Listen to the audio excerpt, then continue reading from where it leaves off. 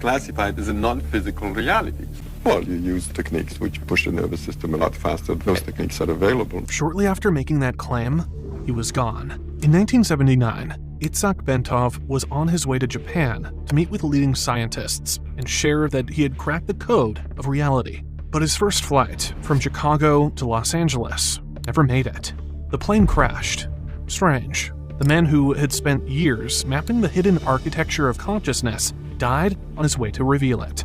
Later, parts of his work surfaced in CIA files, quietly folded into their own projects. Modern physics now flirts with this idea through quantum field theory.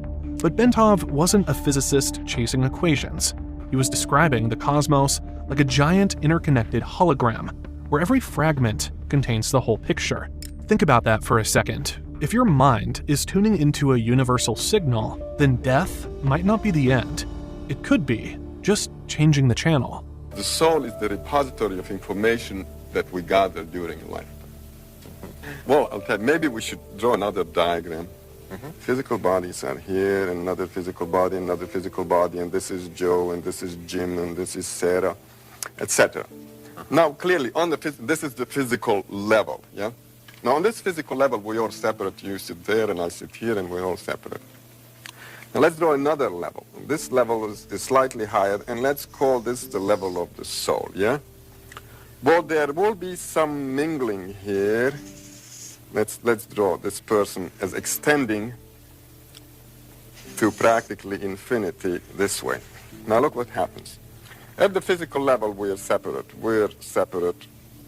and there's this much distance between us. Let's say that on a soul level, this person extends this much, and the other person gets slightly mixed in with him. That is, the souls are, in a way, in touch with each other. Okay, they overlap, these two lines. Now, let's go now to a higher level, and let's call this, say, the level of the higher self, which is kind of the boss of the soul. There, what we find is that this fellow's higher self extends this much, and the other fellow's extends this much. There is more overlap between them. Right. On the very highest level, which is the high spiritual level, we are basically overlapping completely. Everybody is overlapping everybody else. In other words, everything and everyone is everywhere. In other words, we have become omnipresent. This is the state of highly spiritual perfected beings, or gods you may call them. Okay? Okay, and so that we exist on all of those simultaneously. On all of those simultaneously, so then, but we're not aware of them. In your view, then, when we see each other as separate entities, that's only seen on one plane of reality. Correct. And that was just his starting point, because Bentov didn't stop at the mind. He mapped out how your heart and brain physically interact with the cosmos. The results were shocking, and the evidence measurable. But that's where his story takes an even stranger turn. Well, let's take a simple example. The family sitting at dinner table, and say there's a kid, maybe 15 years old, 16 years old, and he looks up and suddenly he says to his mother, "Hey, Ma, look at there's our dead grandmother is standing in the corner." Mother looks around and says, "Now then," psychiatrist says, "Oh, young fella, you're in troubles," and then he writes out a little prescription for a little Thorazine or electroshock or whatever, and pretty soon, in a matter of 2 weeks, kid is back in shape, very normal. No longer sees No longer sees anything. Yeah. So the process has been reversed. This is called a psychotic episode, or acute schizophrenic break, or whatever it is. And what you would say is that there's a good chance that that kid is seen. Very good chance that the kid has a spontaneous opening of his senses. That is classified as a non-physical reality. The nervous system is that thing that gives us the picture of our realities. That is, our realities, that reality which you see all around you, the flowers and the chairs and the microphones and the teacup, is given to us by our senses. Yeah. We don't see light which is beyond UV and beyond infrared. We hear only a limited scale of vibrations, like, for instance, we hear anywhere from 52 to 20,000 maximum. In other words, all our senses are limited. So what happens is that slit opens up more and more and more. So you see more and more of that reality, and we assume that we see different realities. They're not very different realities, but rather a very extended, broad view of one very large reality. Through years of experiments and self-observation, he discovered that the heartbeat sends a rhythmic wave up the spine into the brain. This microscopic mechanical motion, measured in fractions of a millimeter, generates oscillations that synchronize with the body's electromagnetic field. Here's the twist. Those oscillations match frequencies found throughout nature, from the vibration of atoms to the rotation of planets. To him, this wasn't a coincidence. It was evidence of a built-in cosmic feedback loop. Itzhak Bentov, he wrote Stalking the Wild Pendulum, is probably one of the greatest works he created so that people could understand what a holographic matrix field is, or a holographic universe. So you could understand entrainment, so you could understand the electrostatic field surrounding the Earth. He coined these simple, crazy little phrases, these explanations for people that said, we're just all raisins in the jelly, in the jello. And if one raisin is vibrating at a higher frequency, stronger amplitude, and at a higher frequency, soon all of the other raisins in the jello will begin to resonate in that way. And the only way they can't is if they can overpower the amplitude and that frequency. And if they can do that, and they can have a constructive or a destructive wave interference, they can overpower the other wave. He illustrated the heart as a low-frequency oscillator, producing standing waves that extend beyond the body. In theory, these waves could interact with the universal field described earlier. Decades later, research from the HeartMath Institute confirmed that the heart's electromagnetic field extends several feet outside the body and can influence brain activity, a concept he proposed long before modern instruments could detect it. To him, meditation wasn't just about calming the mind. It was a precise method of tuning the heart-brain system so it could resonate with the deeper architecture of the universe. When tuned correctly, the body could become a gateway to expanded perception, a state where boundaries dissolve and reality is experienced as a seamless whole. This was presented not as mysticism, but as a reproducible process.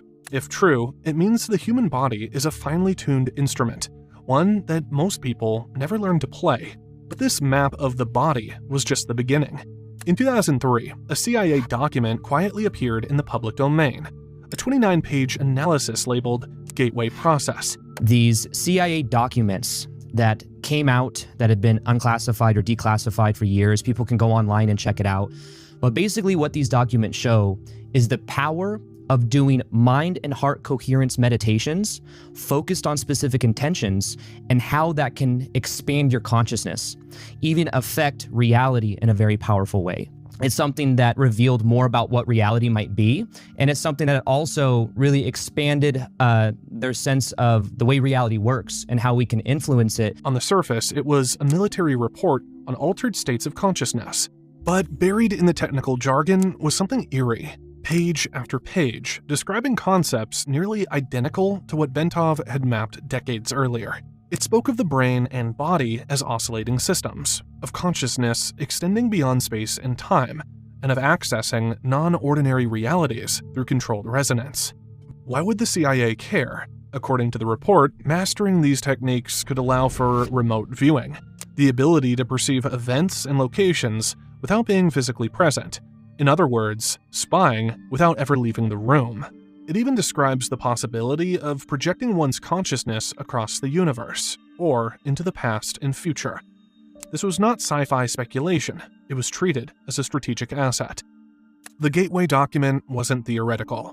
It was part of a larger intelligence program, one that blended physics, neuroscience, and the very same universal field ideas that Bentov explored.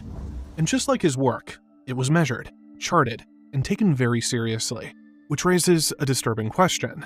If this knowledge could truly bend perception, who controls it controls reality. And the CIA wasn't about to let that power go unnoticed.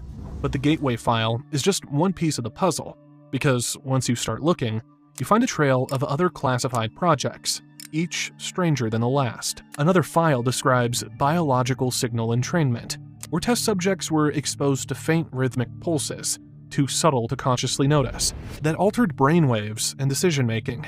The idea was simple. If you could synchronize someone's neural rhythms with a desired state, you can make them more suggestible without saying a word. These were not science fiction concepts.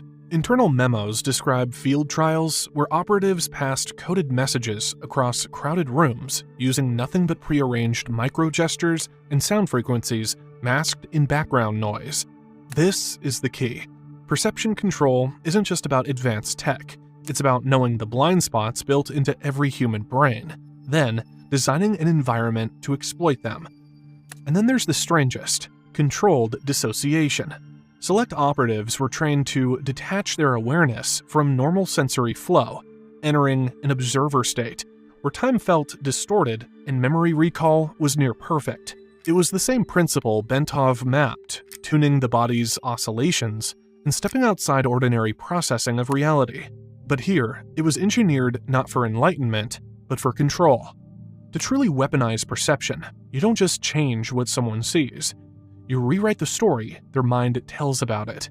And that's where a former US Navy interrogator takes the concept to another level entirely. Essentially, what L. Ron Hubbard does is have people read out of this book of Alice in Wonderland. The verbiage is very confusing. And L. Ron Hubbard openly wrote about this in his work. And then the CIA, without even attributing anything to him, copied it almost word for word in an interrogation manual. Really? Oh, yeah. So being able to speak confusing phrases helps you to be more persuasive. They discovered this in the 50s and 60s, that if I can confuse your brain acts as though someone it's somebody that's falling. So if you can imagine when you're falling, your limbs are flailing all over the place, and the first solid object that they come into contact with, it's going to like grab around it, no matter what, even if it's a thorn bush or something. Okay. Right? So anything that's solid in that moment of confusion is going to get grabbed onto. So the brain corollary to this is, if a person's confused, the first logical piece of information they hear after being confused will be automatically accepted, or more automatically accepted, without being screened or scrutinized by the brain. Hughes spent decades training military and intelligence operatives in advanced influence techniques. His claim is blunt. Confusion is not an accident. It's engineered. He calls it controlled perception. The idea is to subtly dismantle someone's mental map of reality and replace it with a version that serves your objective, without them ever realizing the swap happened. Here's how it works. First, overload the target with contradictions. Give them 2 or 3 truths that can't coexist. The brain will scramble to resolve the conflict, and in that state, it's wide open to suggestion. Next, layer sensory cues, symbols, color patterns, even specific rhythms in speech that bypass conscious filtering. Over time, the target's internal narrative shifts, but they believe it was their own conclusion all along. Hughes warns that at scale, this doesn't just change opinions, it can create entire parallel realities within a population.